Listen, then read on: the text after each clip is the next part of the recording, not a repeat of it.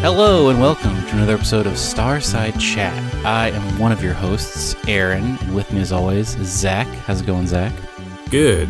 It is unseasonably warm. Yes. But I did go help my dad lock down his deck. He's got a bunch of stuff on the deck, and it needed tarping for the winter. Nice. So, we did oddly get enough, I was like, it's just getting to be the right temperature for hanging out on the deck. I know. It was so earlier this week where I live, there was a freeze warning where they were like, cover your plants. It's going to be sub-freezing temperatures. And now it's like 80 degrees today. Yeah. Yeah, there was like at least a day or two there where it was like overnight freeze warnings. But yeah, it's going to be in the 80s today. So that's the world we live in, I suppose. But there was a ton of game news this week. Yeah, so I guess the Switch 2 could have a bigger dock. Okay, so I put this on here. I was just searching for Switch 2 news because, and this just happened to be this week. This week that we're going into lines up with the week that they revealed the original Switch in 2017. I believe they revealed the original Switch around October 20th or October 19th. So if the rumors are to be believed that there was going to be some late October reveal for this Switch, I think this could be the week. Tomorrow, we could get a tweet from Nintendo saying, hey, tomorrow, take a look at what the Switch predecessor will be. And then on Tuesday, we could get a reveal for the Switch 2, is my belief. Now, this article that I have put, there's been some supposed rumors of the Switch 2 possibly having a bigger dock. There's apparently a sketch going around that people are trying to verify. And according to this article, it's possible that this bigger dock could be because it has some sort of active cooling system, or it accommodates an active cooling system that's built into the Switch 2. Or it could be related to a rotating input-output panel that was supposedly something that Nintendo patented back in April of this year. So I don't know what this means. It could mean that the Switch will need active cooling when it's docked because it like overclocks its systems to get like higher fidelity. Or it could be this weird rotating input-output thing. But I mainly put this article in our show notes to talk about how I believe that this could be the week we get the reveal of the Switch 2. I hope you're right. That would be exciting.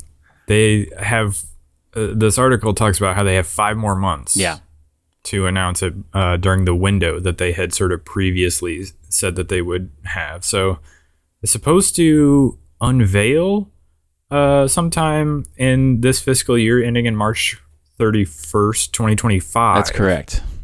But it would not actually go on sale until Q2 2025. Now, this is a little bit of a bummer because I was kind of hoping that I could reuse the original dock for the Switch. And a lot of people, I think, probably still have the original dock for the Switch. And then if you had 2 televisions in your house, I would assume the Switch 2 would come with a dock. And so you could then very easily, move your Switch between TVs. But it seems like probably the Switch 2 dock will not be compatible with the Switch, at least according to these rumors. Yeah, I kind of figured that would be the case, so I'm not surprised at all by that. But I mean, I guess it is still possible maybe that they would design it in such a way that it could still fit the old dock, but maybe you just don't get some of the performance improvements you might get with a Switch 2 dock. Could be. Know. We will see. Zach, were you excited about the God of War television show that Amazon is making? I kind of don't trust Amazon, so I a little bit was. I mean, I guess they did all right with the Fallout show, but yeah. I was a little bit hesitant about a God of War TV show, especially one that doesn't cast what's his name? Christopher Judge. Yeah, Teal'c. Yeah, as Kratos, but I guess we'll see. Well, it seems they are starting from scratch. It's been in development for a while. I forgot when they announced it, but apparently all the showrunner and the executive producers all quit. I guess over creative differences, and so they're starting over again. which I can't tell if it's a good thing or a bad thing, but it seems like not a good thing. Yeah, I mean, who knows what those creative differences were. Yeah. I mean, maybe it's a good thing that we didn't get that first version of it, but maybe, I don't know, maybe it was a bad thing. Maybe they couldn't decide on an actor, and some of them were dead set on Christopher Judge, and some of them were like, no, we got to get somebody else. Well, and I also... like, we can't go on like this. I wonder what time period they were going to set this in, because there are sort of the two time periods of God of War, the ancient Greece period and the current iteration that is like Norse mythology. And at first I was like, oh, they'll definitely do the current one because that's what everyone knows. But it's pretty wild to like not do the Greece one if you think about it, because like that's where his whole deal was. And you sort of have to, I mean, I guess you could do it in flashbacks, I guess. People love to do flashbacks. But yeah, I feel like you should start chronologically at him becoming like the ward of Ares or whatever. I forget exactly what his backstory is, but I mean, he has a pretty tragic beginning where he has to like kill his family. I guess spoilers for the first like 10 seconds of God of War 1. But I don't know. It would definitely be cheaper to do current God of War, because I feel like old God of War was like all crazy set pieces where you're like everything is giant and you're fighting titans and like everything is like super magical, whereas this is sometimes you're just like you can film it in a forest, basically like a winter forest. So I don't know what direction. Here's an alternative third option. What if they were making it to coincide with the next phase of God of War, now, so that they're releasing at the same time, as opposed to making something based on something that's already out? So you're saying he's in another mythology, possibly Egypt, they teased? Yeah, either Egypt or India or something like that. That would be interesting. I would actually be into that. But I think to an extent you're right. If you're going to first introduce this character in like a different format, you almost do have to introduce him the right way, where you sort of tell the origin of the character as opposed to sort of jumping however many chapters in. But I don't know. It'll be interesting to see which way they go. And maybe that is the creative differences that made them decide to split on this. But I guess we'll find out. Well, we'll swap over from PlayStation to Xbox, because the big thing that happened this week was the Xbox Partner Showcase, which had some pretty good reveals. As we scroll along through this, they started out with Alan Wake: The Lake House, which I have said I might play Alan Wake this summer, or this spooky season, and I have not done it yet, but I love the Control universe. And so in this one, this Alan Wake: The Lake House, you're playing as a Control agent, an agent of the Bureau of Control, and it's like kind of incorporating it more. But this looks super interesting. What did you think did you see this trailer for this Cronos The New Dawn? Yeah, I'm watching it right now. Is this different from... there was a trailer, I feel like, at one point. This is probably not the same game, but there was a guy in like a crazy suit like this, but maybe it was more armored, but he was in like a cityscape with like a little girl. Yes, I remember that. That's, I think... I don't know what that's called, but I think that got canceled or delayed. Yeah, I don't know. I'm always like, does that game still exist? What's going on with that? And then I saw this and I was like, oh, is this going to be that? And then it was a trailer that looks extremely different from what I was expecting. Much more horror-based. It seems like you're in England, possibly, and it's like a post-apocalypse. I'm not really sure. There's like a gross mutant you're fighting, and it keeps cutting back to this guy in a spacesuit that has like a bloody front that it seems very gross to me. Yeah, this is definitely going for like dark, sort of gritty, spooky jump scare type horror. Yeah. And like gore horror, which is not my thing. But yeah, I don't know. I'm not into this type of game, I think. I agree. Although it has like a little bit of a Dead Space type of a thing to it because you sort of have this crazy suit and the gun that he's using seems to like morph and change a little bit. And that part where he changes his pistol into something else really reminded me of Dead Space. Or even Control a little bit. But yeah. There was an extended, I didn't put this in our show notes, but there was an extended gameplay look at that new Like a Dragon pirate game where they talked about ship combat.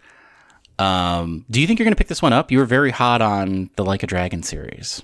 Yeah, I might actually, because I did like Infinite Wealth so much. And I think, isn't this coming out in like January or something? So it's soon, like not super far away, but also like January is usually a good month where you're not going to have a ton of competition. True. So if you do launch something in January, like you can sort of control the sort of media landscape for a little bit when it comes out. But yeah, I'm into this. I probably will play it.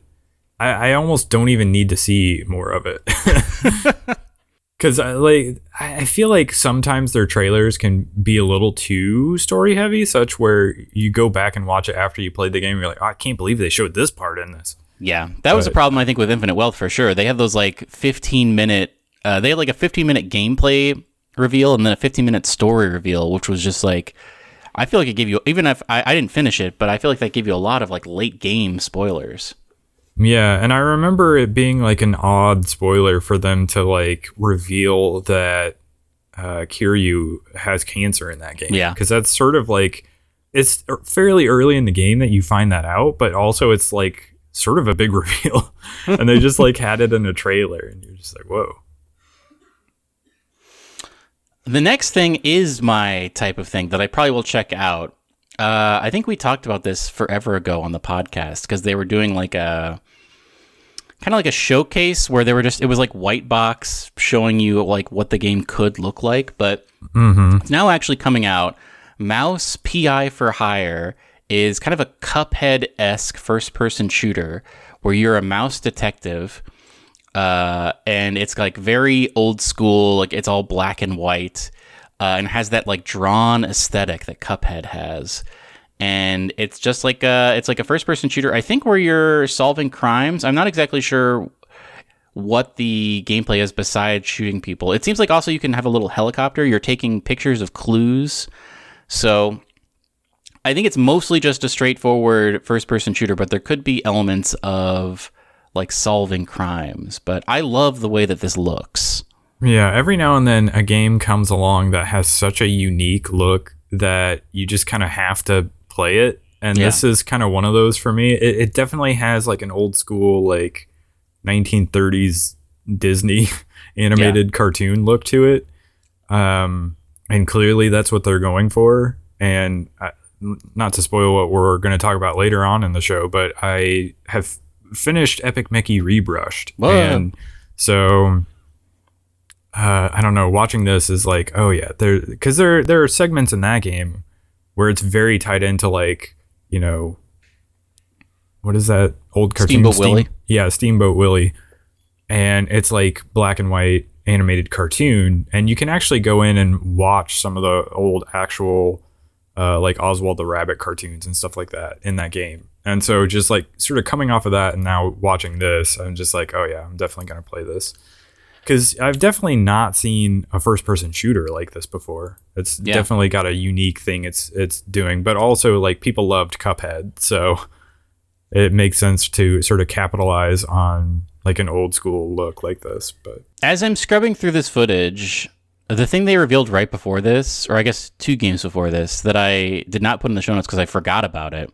If you skip to like exactly 5 minutes in, I didn't put this in the show notes because I think this is a bad idea for a game. There's a game that's coming out called, I need to know the name of it. Hold on. Blind Fire. And the premise of it is it's an arena-based shooter, it seems like, but the whole thing is that it's like constantly dark, which I feel like is a thing I hate about video games, is like when I can't see. But this is a whole game about like, oh, what if like you couldn't see, which I don't know how that will play. Also, this gameplay trailer is very clearly all pre-rendered because the like gun in it is moving around all crazy like you would not usually see in a video game. But yeah, I was gonna say, watching this, like, I don't know, some of the animations look too good to be like it's all actually canned. part of the game. But I just think that's like not a great idea for a game, to have a game where like mostly the screen is dark. Early access available now, but I just wanted to point that out. The biggest reveal, I think, of the show came next, which is they revealed Subnautica 2, which people love Subnautica. It's one of those games where the developer kept like putting content out for it. So like the current version of Subnautica 1 is like so much different than when it launched. And so now this one is Subnautica 2, and you can have 4-player co-op, and it's on a new planet, I guess. And I think people are super into this. I think this was maybe the biggest pop from the game, or from the showcase. Yeah, people do love Subnautica. I never played it, so I don't even... I couldn't tell you what kind of game it is. I'm afraid of the ocean. And this whole game is just like, what if you were in the ocean a bunch, which is not for me. But I think it's a survival game, basically. So like in the first one, you crash land on this mostly ocean planet, and then you sort of build a base up, and then you are, I think, trying to get back to your ship, but there's also like insane giant sea monsters you have to deal with. But a lot of it's just building up your base. It's very Minecraft, I think. Yeah, I was going to ask if it was sort of like an underwater version of like No Man's Sky or Minecraft. Yeah. Very similar, because you're like collecting resources, and I think you're building different like habs into your like underwater base. There's like a bunch of YouTube videos I think you can find where people are like showing off their base in Subnautica. But it does have like a plot. Like it's not just one of those things where you're dropping in and you're just kind of like playing to play. I think you're trying to get deeper and deeper or farther away from your crash site to get to somewhere, or like escape the planet or something.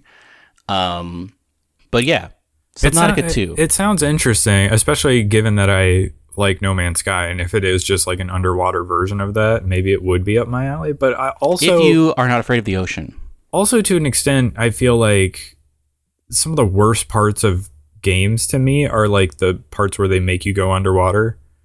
So I wonder if like having to swim around actually enjoyable. And always worried about running out of air and all of this stuff. Yeah, I don't think you ever have to worry about... That's actually a really good question. I'm not sure how you keep your oxygen up, because I've watched people play it before, and it seems to be not an issue. Like you're...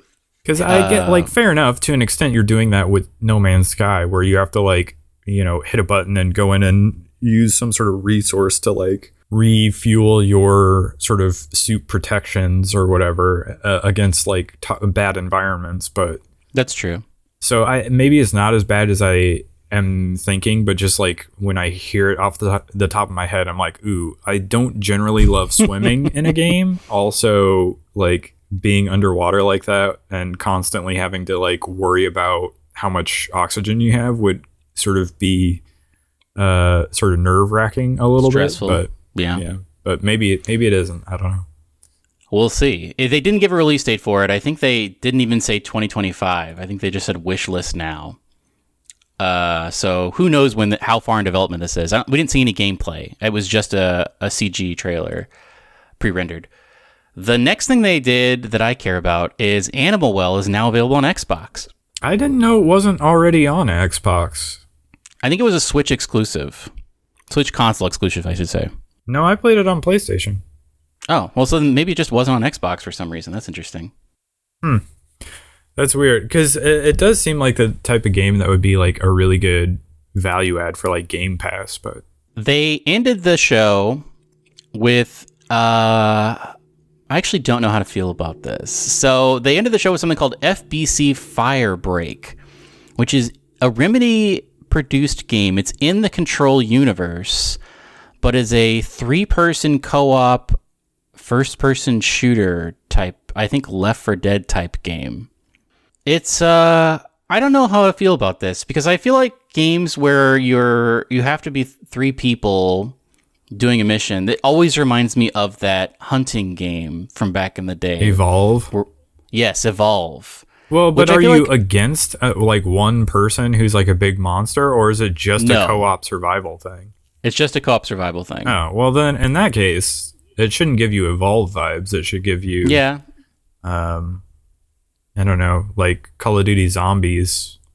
Yeah, that could be. Or like Darktide, perhaps. Or what is that zombie, like 4-player co-op zombie game that was huge? There was 2 of them. Left 4 Dead. Yeah. Yeah. Yeah, I don't know. Like, I don't have any experience with the control-averse, but people do like Remedy, so yeah. I don't know. I feel like you need to have like good ongoing progression for something like this to fit, but also to an extent, some of these games will come out and do well initially, but then they have like a big drop off.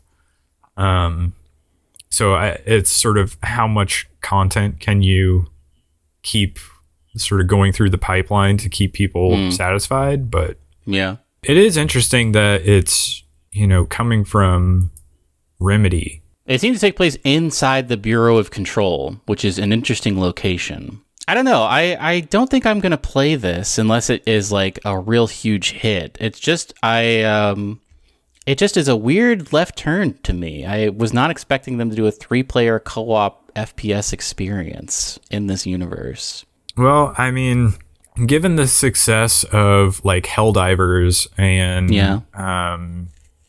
Warhammer 40k Space Marine 2, I feel like this type of thing sort of makes sense, but it is sort of out of left field for this particular universe and developer. But so there were some things we were leaving out. There's some random stuff in the middle of the showcase that I didn't super care about, but you're welcome to go back and take a look if you want to, dear listener.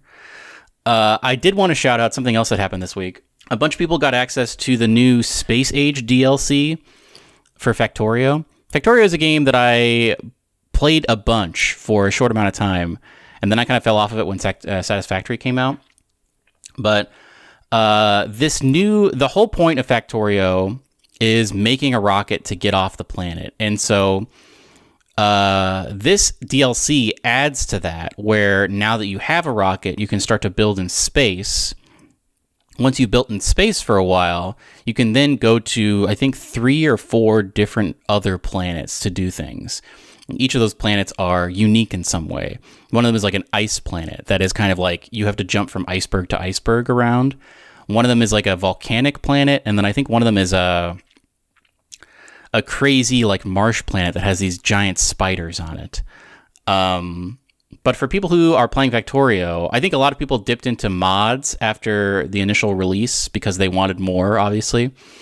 And so things like this have existed in mod form, but this is like a fully made by the developer not a sequel. It's a ton of content. Like, to get to the DLC, you have to play like 20 hours before you get to the DLC, basically, because you have to create a rocket ship. But I wanted to shout this out because I have been watching people play it. They gave a bunch of YouTubers early access to this, and I might check this out. I have not played Factorio in years, but this maybe will make me pick it up again. I'm kind of getting the itch.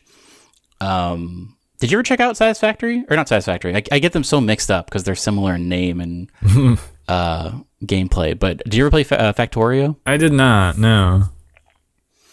I think between the two, I would be a little bit more interested in Satisfactory because it's like sort of a third-person action game that sort of has these elements to it. But I don't know when this is out, actually. I think it's out very, very soon. Yeah, it doesn't say at the end.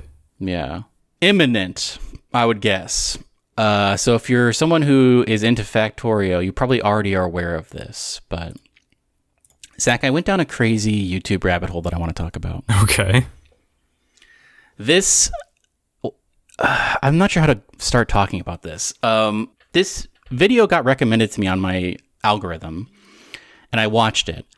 And it is like, parts of it are kind of compelling to me. But this is basically is this guy, I guess, has been making videos for a while, and he's like very confident that Half-Life 3 is going to come out, which is something I did not think. I thought that, because for a while, like I think the guy that wrote the script for Half-Life 3 left, and then he like posted the script online.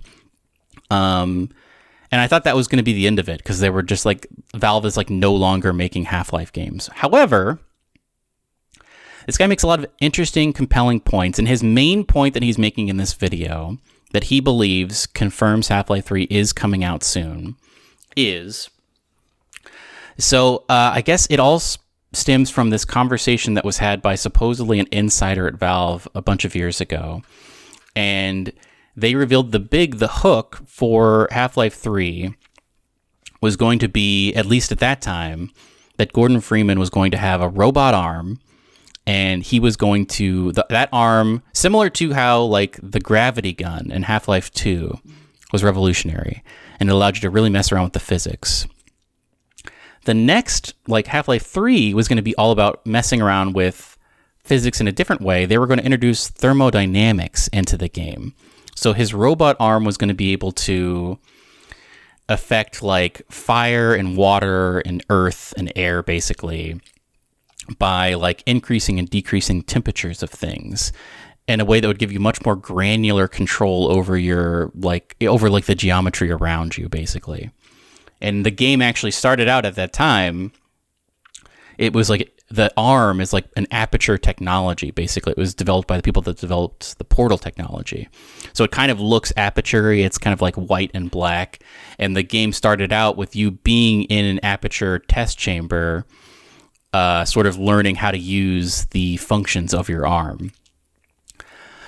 And then nothing really happened for a while, but because Deadlock has come out recently, or I don't know what the status of that is. I don't know can you play Deadlock right now, or is it invite only? I don't know. I haven't heard. Well, for whatever, this guy does a bunch of like deep diving into the code of like games, and he found references to, they're adding in thermodynamics into Deadlock, where like different surfaces now have like basically temperatures or like states of matter. And so he's speculating that this means that it's all real, basically. And Half-Life 3 will in fact have this type of thing where you like control, you can like turn water into ice, or like things now have flashpoints. So like every material now has a point at which it will set on fire based on temperature. And you can like pour gasoline on something, and now its surface details dictate that it will like light on fire more as opposed to not being covered in gasoline. These are all things supposedly that he found in the code for Deadlock, which is running on, I think, the newest version of the Source 2 engine, which supposedly will be what Half-Life 3 is built in, or is possibly currently being built in. He also points to a lot of stuff he found on LinkedIn about people joining Valve to be like story writers or like map designers, things like that, where they're not working on Deadlock and anything else we've seen. So I don't know. I don't know why this video was recommended to me, but I did watch it, and parts of it were compelling to me. And I didn't think Half-Life 3 was ever going to happen. I thought it was just not a non-starter these days, but I don't know.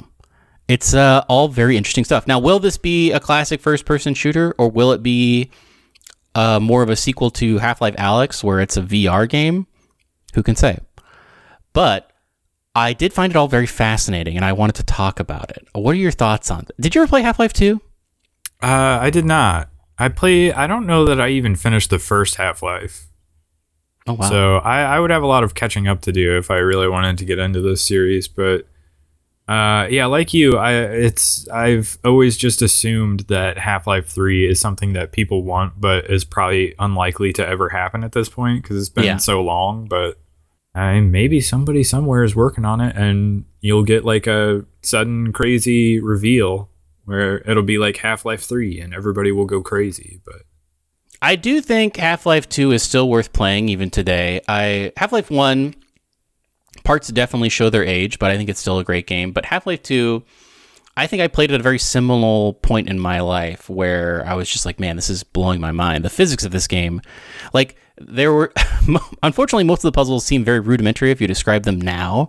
But to me, as a child, they blew my mind because a lot of them were just like, oh, there's a seesaw. Oh, there's a bunch of like cement blocks. I can like stack the cement blocks on one side of this seesaw, and then it becomes a ramp that I can get up, which now seems very mundane. But back in the day, before physics were really like a thing in games, like the gravity gun was such a revolutionary thing. The Havoc engine, I think it was called. But yeah, and I think this big next step of things being thermodynamically available is interesting. But yeah, I would say Half-Life 2 is definitely worth checking out. It's typically like $1 on Steam, like on whenever they do Steam sales. It is a little bit getting used to because it's kind of like the classic style of first-person shooter where you don't like right-click to aim down sights. But there's some great set pieces in it, and it's got great music cues and just very interesting story as well. The lore of Half-Life is very interesting to dive into, such that I watched a full playthrough of Half-Life Alyx because I don't have a VR headset, but I wanted to know the lore, and it was very good. The ending of Half-Life Alyx is insane. It's very cool. Something I probably wish I could have experienced on my own in a VR headset, but watching it is just as good, I think. But yeah, Half-Life 3, ? Will it happen? I don't know. Yeah, what if they made Half-Life 3, but it was a VR exclusive? I'm not sure. Meta just came out, Facebook just came out with that Quest, it's like the 3S, I think, or the 2S, which is only $300. And you can link that to a computer and play Steam's games on it. So maybe I would do that. I don't know. I had fun watching the Half-Life Alyx DLC, or the Half-Life Alyx game, just on my computer, watching someone else play it. Because streamers now have pretty good VR setups where you can kind of like see everything. It's on a green screen and it looks really good. But I don't know. I mean, Half-Life Alyx was a great game, even though I didn't play it. It had like Rhys Darby in it, and there was like a very spooky section where you're kind of like hiding from this blind monster. You can't make any noise. I don't know what I would do if Half-Life 3 was VR exclusive. I guess I would think about getting into VR. It's maybe time for me to do it, but I don't know. Well, we have come to the play and watching section. And I have to tell you, I got back into reading Howling Dark, and How was it? Finished it. Oh my god. I am only one chapter into it. I kind of read the first chapter and then took a break. Yeah, I mean, you and I sort of, I don't know, not speed read, but like really, I don't know, spent some time going through Empire of Silence. The first book. Couldn't put it down. And the second book came out, and we like started it, and we're like, oh yeah, we're gonna definitely go through this series. And then like both of us were like, well, we've read a lot recently. Let's take a break and do some other things. I think that's what it was. Like I was constantly reading, and then I finished the first book, and I was like, man, I feel really good about myself. I gotta start the next one. And it just felt like running a marathon and then being like, well, here's the next marathon. And I kind of just needed to not run another marathon. Yeah, that's the sort of word I was looking for. We kind of marathoned that first book a little bit, and or definitely you did. And so, starting the second one, I don't know. I go through these periods of time where I'm like super into games or I'm super into reading, and then like I burn out a little bit because I'm like spending a lot of time doing that, and then I just like need a break for a little while, and so I'll get into a different hobby. And then I burn out on that and I go back to a different hobby. And so that's kind of how I bounce around between like reading and games and stuff like that. But I had the audiobook for Howling Dark. And so that made it very easy for me to just be like, well, I don't have to like devote time to like sit down and read this. I can like be listening to it while I'm doing my workout or while I'm commuting. And that made it so I could actually get through the book. And I have to say, super good. Probably Really? better than the first one. It's like crazy things happen in the second half of the book. Things that you're not expecting to happen go down in this book. And so, I definitely say at some point you should get back into it and get through this book. I also think you will get to a point, if Empire of Silence had you hooked to the point where you couldn't put it down, once you get, especially to the second half of Howling Dark, you're going to probably end up marathoning the rest of the book because it's hard to put down at that point. Very interesting to me. Maybe I will pick this up. I know exactly where it is.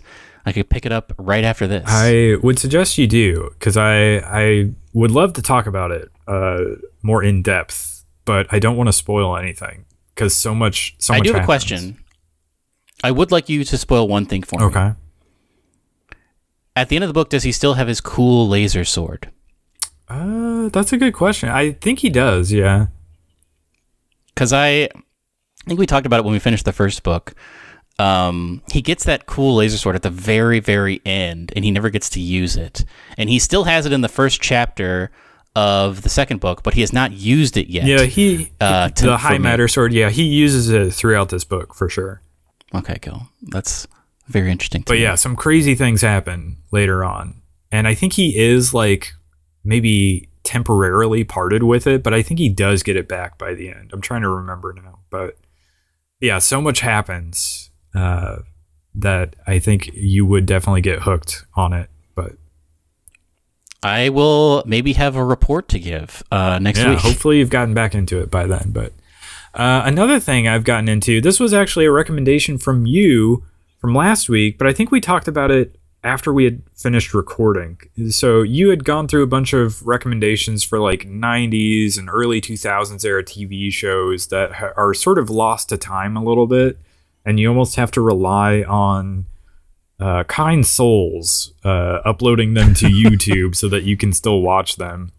That is not the case for this one, but we talked about it off podcast. But it's Brisco County Jr., which is a show with, I'm gonna blank on his name, Bruce Campbell as the lead. And I didn't realize he was the lead of so many shows, but between Jack of all trades and this, he definitely was. But they were not super long running shows. But this was like the mid 90s era TV show he was in. And we talked about, because you gave me a trailer to watch, and you can tell from like even the font they use that they're going for like an Indiana Jones meets like Back to the Future 3, where it's like an Old West setting, but it's like he's sort of a classic Indiana Jones style adventurer, and he's sort of a bounty hunter going after bad guys, but also like he ends up chasing after these relics, and there's sort of a sci-fi element to it. Steampunk. And it's also like kind of a comedy in the same sort of lighthearted tone of like Back to the Future, but it's like definitely right in that mix. And I looked it up a little bit, and I realized it was because the writer on the show, like one of the two like co-creators of the show, actually worked on Indiana Jones and the Last Crusade, and he was like, the producers were like, hey, come make us a show that's in like the same vein as that, because we liked your work on that. And he's like, okay. And so they made The Adventures of Brisco County Jr. And you can tell like those first two episodes. So like the first episode is basically a feature-length film. It's like super long. And then from there on, they go to like, 40, 45 minute episodes with, which with commercial breaks would probably go out to about an hour. But those first two episodes feel like have a lot of parallels to Last Crusade, for sure. But yeah, it is fun. It's just like heavily inspired by like the sort of adventure serials that probably influenced George Lucas when he was coming up with like Star Wars and Indiana Jones.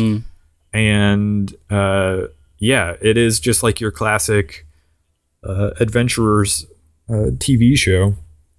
I'm really enjoying it so far. I found it is on Google Play, so you can watch it on YouTube, and so that's how I ended up watching it. I had no idea. So yeah, I've been watching it a little bit here and there this week and have been enjoying it quite a bit. And I didn't realize this, but so a fun little surprise as I was watching the first episode. Guess who shows up as like a sort of supporting character every now and then? But I think his name is John Astin, the father of Sean Astin, who's in Lord of the Rings as Samwise Gamgee. Oh. But also, John Astin played Gomez Addams in the 60s Addams Family TV show that I keep talking about really? As like a good recommendation for spooky season. Whoa. So yeah, I immediately recognized him and his voice from having seen that show so much. But that was a cool little surprise to see him pop up. But he's like the mad scientist guy that like builds rockets and works with Brisco County every now and then. Yeah, isn't his name like John Socrates or something? I think that's his like friend who has like the glasses and he's like a lawyer or something like that.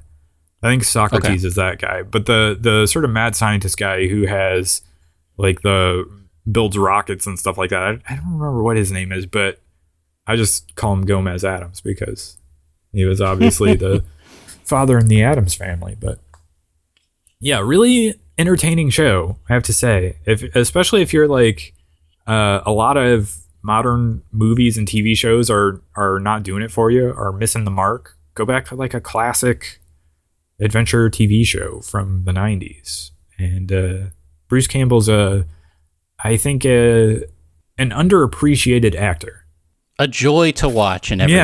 Yeah, I don't know. I was thinking about it initially. I was like, oh, that makes sense. He's like, Harrison Ford got his start because he was in like a couple of, he was in American Graffiti as like a small role. And George Lucas was like, hey, why don't you help me do some like casting tests with these other actors? And then he ended up just becoming Han Solo.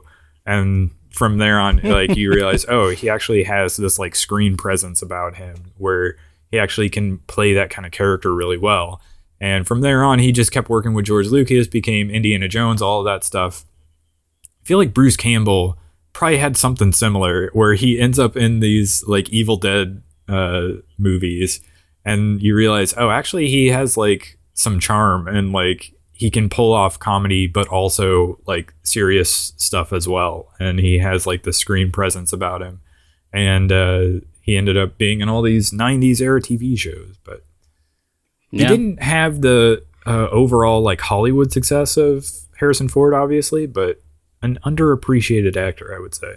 He's definitely stayed working. I mean, he was in Burn Notice forever, and everyone loves Burn Notice.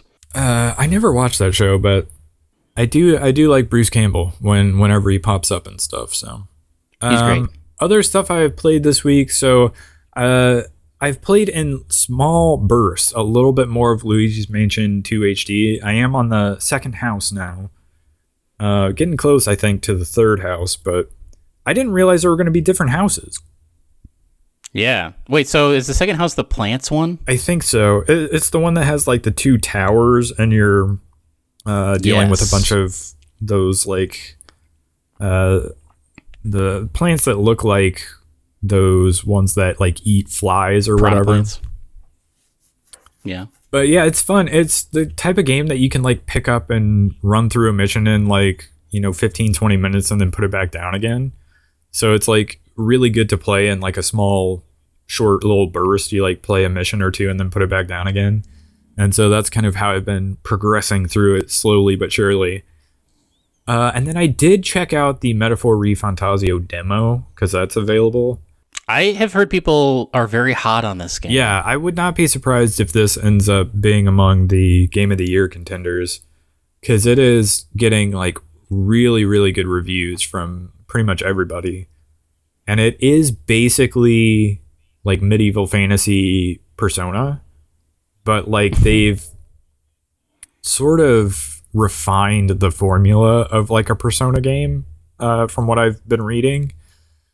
People are really into the story and characters, and that makes sense because like the Persona and Shin Megami Tensei games have always been like praised for their character and story and RPG stuff. But I don't know, like I don't think I could handle like an 80 plus hour JRPG that also has like, because they've not gone away from the calendar system, and that's the one that sort of really puts me off of these games, is it feels like too rigid a formula where you're sort of like having to pick and choose, okay, I can do one activity before the day progresses, and do I want to try to build up my social links in some way, or do I want to do some dungeon crawling to try to build up my ability in battle before the next big story beat? And would always be questioning whether I'm doing the right thing or making the right moves. And it feels a little bit like you're on a railroad track, and if you get to that story beat and you're not really prepared for the battle, you could just be screwed. Like, I don't really know how you handle that, like, because you can't, it doesn't seem like you can go back and be like, oh, I should have spent more time dungeon crawling to get items and to build up my combat abilities or whatever. So I don't know. Maybe it's not as big a deal as I'm thinking it is, and I'm getting too like in my head over like the formula of the game. But yeah, it kind of similar. We've talked about this before with other games where if they have like a running clock on stuff, it sort of stresses me out a little bit too much. And I feel like the calendar system is fairly similar. I think the only game where I was able to overcome that and be cool with it is Stardew Valley. Yeah. I feel somewhat similar about Stardew Valley. Like, I've played it, but I never make it into winter or like beyond winter when I play Stardew Valley. So, but yeah, it's doing very well. I will say the art style is like crazy for this game. Like, it's incredible to look at for sure. And they have such like a stylish thing with their games that it's like hard to deny that they are sort of operating on a different level from everybody else.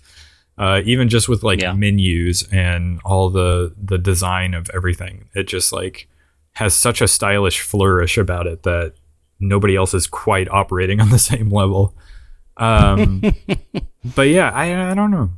I enjoyed what I played at the demo. So maybe if they keep refining this down to be, I feel like it's sort of the JRPG version of like Monster Hunter, where like it's hard to get into, but once you sort of climb that hill and you get sort of on board with it, it becomes like the best thing ever. And you just are trying to get everybody else on board with it and to join you in that. Yeah. But it's like such a hill to climb that it's not necessarily for everyone. But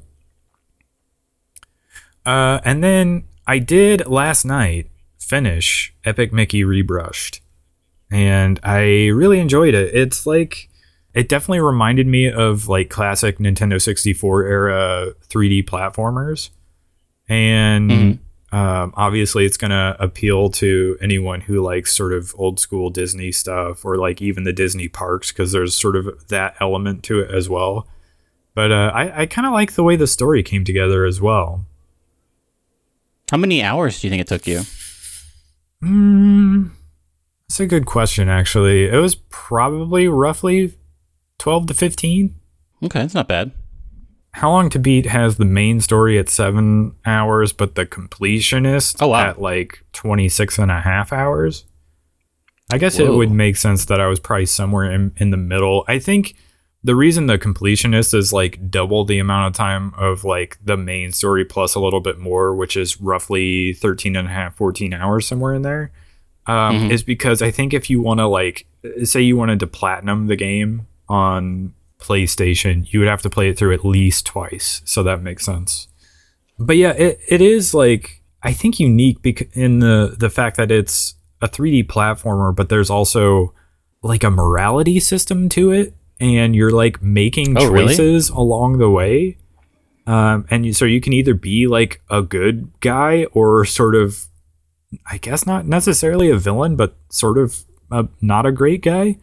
What's an example of a renegade choice you can pick? So you can you'll talk to people in the world and it'll be like, hey, I lost this item. Can you help find it for me and bring it back? And you'll be like, okay. You go as you're exploring and you're platforming and you're collecting things, you'll find it and be like, hey, I got it. and then instead of taking it back to that person, you go sell it to somebody else. And you get like different items or something for it. Or when you're doing a boss fight, you can either use paint on them to like change their heart basically and make them not evil anymore. Or you can use thinner and basically kill them. Interesting. So you do have choices along the way that you can make in that way. Are there different endings? I think there are actually. I've been meaning to look it up. I literally just beat it like late last night, and so I haven't had a chance to really like deep dive on some of like the alternative possible endings, depending on like whether you were a good guy or a bad guy or somewhere in the middle. I don't actually know. Yeah. But yeah, I thought it was interesting that it was a 3D platformer with almost Mass Effect style like morality system and choices. I feel like you don't see that very often, but yeah, like mechanically fun. Like a few nitpicks I think I have with it where when you travel, so you have like sort of a central hub area and you're going back and forth between like different levels or different areas. And sometimes you'll need to return to like previous areas you've been to. And when you travel between them, instead of just getting like a loading screen, you actually have like basically a 2D platforming level to play through. And you collect different items along the way. And when you get to the end of it, you load into the new area basically. But it's trying to gamify like travel between like the hub area and the next area you're trying to get through. And that's great the first couple of times you do it. But when you eventually have to go back and forth multiple times, eventually you're like, I wish there was an option to skip this because I don't need to run through this level, this 2D level again. They're not super long, so it's not like I was banging my head against the wall or anything like that. But it was like for a remaster, you probably could have like just a quality of life improvement. Just give me a button to skip this 2D level so I don't have to play it for like a 5th time or whatever. But so that's kind of a nitpicky thing, but that didn't ruin the overall experience. Another one I would say, it's the kind of game where you'll want to explore sort of an open zone that you're in to try to collect everything. And sometimes you're like, okay, it almost looks like I have 2 different paths here that I could explore. And I don't know which one to start with, but I guess I'll start over here. And then, you accidentally passed like an invisible threshold that has pushed you forward to the next area. And you're like, well, I guess I didn't get that. So like that happens every now and then, like not super often. I guess maybe you could be smarter than I was about like which areas you choose to explore before you choose the next one. But like there were multiple times throughout the game where I got cut off from going back to be able to explore fully and collect everything from a previous area. But yeah, it happens maybe a couple of times in the game, but otherwise I'd say overall still like a really good like classic 3D platformer collectathon game that I think it's designed in such a way where you're supposed to play it through more than once. Sadly, not a level select. I think that's another like missing element of this, where if they were really being smart and good to the player about how they handled this remake, they could have added a level select so you don't have to play through the entire game if you like missed one thing in one level somewhere. But I guess maybe that would be a little bit of a fundamental alteration of the game itself. But did you play it on PlayStation? I did. I played on PS5. And I believe it is on Switch and Xbox and maybe even PC as well. So you've got options if you're thinking about checking out this game. I do recommend it. I definitely, especially for someone like you who I know does enjoy like the classic, 3D platformers. I do like a classic 3D, which by the way, this isn't in our show notes, but they just put out Banjo-Tooie on Nintendo. What is it called? The Expansion Pass or something? Oh, yeah. Nintendo Online Expansion Pass or something like that. Yeah. So if you have that, you can now play Banjo-Tooie. And it's in widescreen. Oh. Very nice. Well, and like if you are someone who is having to miss out on Astrobot because you don't have a PS5, yeah, this is sort of a 3D platformer that is, I guess, an alternative. So there you go. Do you have any parting wisdom for us? Zach, I've been kicking around building a new home server for a while, and I've not pulled the trigger on anything yet, but I wanted to shout out Facebook Marketplace because I don't really use Facebook. It's not on my phone or anything, but I am logged into it on my computer. And so every once in a while when I use my computer, I'll click over to there. But on a whim, I took a look at Facebook Marketplace to look for computer parts. And I don't know if it's just the area I'm in, but it was a treasure trove of things that I could pick up. Like, I am interested in some very specific cases, some chassis. And even on like eBay, resellers will still charge a ton of money for them. But in your local area, there's probably a business that's just trying to dump a bunch of old equipment. And if you're interested in that equipment, they might be posting it on Facebook Marketplace. I found a bunch of like Dell PowerEdge servers for like less than $100 each, which is insane. They're probably super duper old, and I wouldn't use the internals of them, but the chassis are what I'm interested in. So if you're someone who likes to tinker around and likes to have computer parts to play with, take a look at Facebook Marketplace and just search for like old enterprise gear, and you probably will find some good stuff if you live next to a major city. Yeah, I should upgrade my computer or get some new stuff for it, but maybe I will check out Facebook Marketplace. We'll see. It's a treasure trove. Well, on that note, go ahead and follow us on YouTube, Instagram, and Twitter, and follow the podcast on Spotify or YouTube Music, and we'll catch you on the next one. Goodbye. Goodbye.